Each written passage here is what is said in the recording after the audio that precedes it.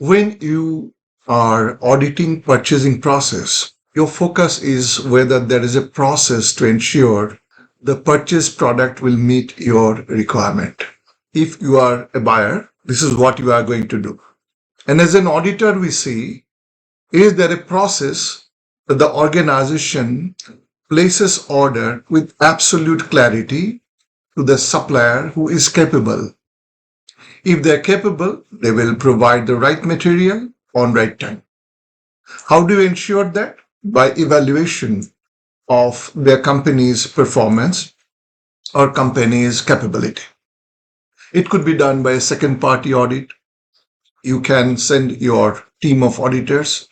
You can approve them based on their market credentials, based on your customer's approval, based on receiving of the first sample order, or based on sometime they're the market leader and they may be having ISO certification or other certification for their product that brings your risk to an acceptable level. And then you can possibly place an order with an inspection requirement that we will engage a third party inspection company for independently verifying the product quality, or our engineers will go to your place before the items are released, or maybe our customer can go. These are all risk reduction process. You have to get the right material on right time. That will ensure your project is on time. Your further product will be acceptable. Imagine Toyota and many other companies, all automobile companies, almost 70%, 80% of the products they buy from outside. It could be steering wheel, it could be dashboard, it could be wheel rims, it could be the battery, it could be the radiator, and for that matter, most of the items are purchased from their ancillaries. If there is any problem with any item, the fault is with the company who is buying it. So you say, I purchased the car from this company. So this company's the radiator is having problem, starter motor has problem, or whatever. So the product purchased or supplied from supplier is no longer limited to their reputation. It becomes the reputation, it affects the reputation, the ultimate product provider. Therefore, the greatest risk is their reputation. Toyota cannot make a mistake of taking a product from a supplier and the products are showing problem which affect the reputation of Toyota. This is why it is so important. So the requirement has to be clear, the supplier capability has to be ensured. That is why the standard requires periodic evaluation and re-evaluation. The company might have been a great company before, not so great now, or it could be possible that was not a great company, but significantly they have improved their capability and performance and so on.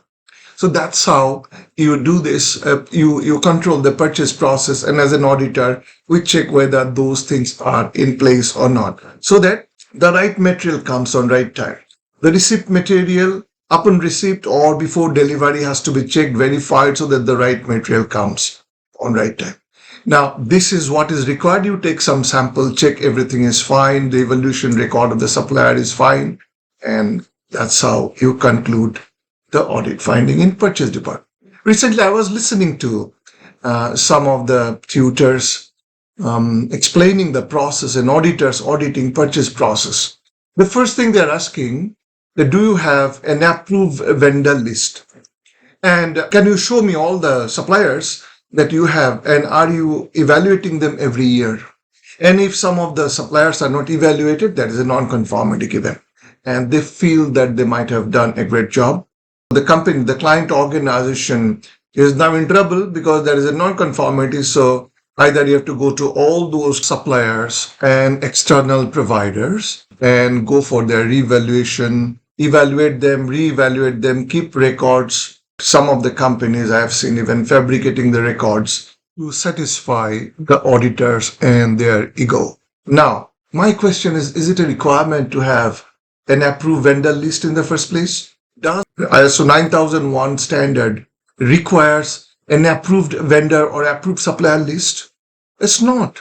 It's not a requirement. It is also not a requirement that every supplier has to be evaluated every year. For example, you are not dealing with a supplier for quite some time. So for the sake of doing and complying with ISO requirement and satisfying the ego of the auditor, are you going to do this review and evaluation and re-evaluation for nothing? So this is how disruption happens. This is how an auditor can significantly disrupt the system of an organization for no reason. So therefore, I am highlighting this point is there is no such requirement that every year you have to evaluate and re-evaluate the supplier. It is quite possible that upon receiving the material, you perform a review of the supplier. The material came on time, everything was fine, communication was great, right material came, right time it came, and that was absolutely fine. So you give a good rating, that was a good supplier. So they remain valid for the next placing order. And if you are doing, for example, next order, you just verify that everything is fine and then you place the order. Your risk is under control. Now, if you have not done business for, say, another 1 year, and then you will have to do the review for the sake of it. But at the same time, I'm not saying that you don't need to.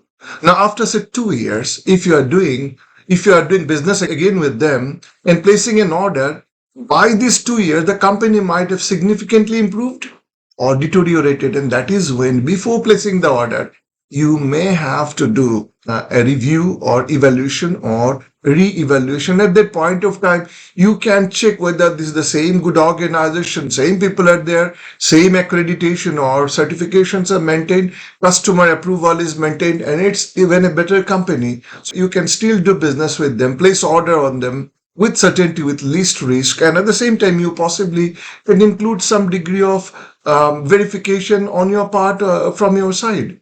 So I'm trying to say an approved vendor list you can have. I'm not saying it is not required, but it is not mandatorily required. If you want to have it by all means. So that's what I'm trying to say. Go by the requirement. And if such auditors are asking me question, where is your approved vendor list? I'll very politely ask, sir, where the standard requires me to do that. And I don't have it. But most of the companies definitely will have. But that is not how an auditor should audit.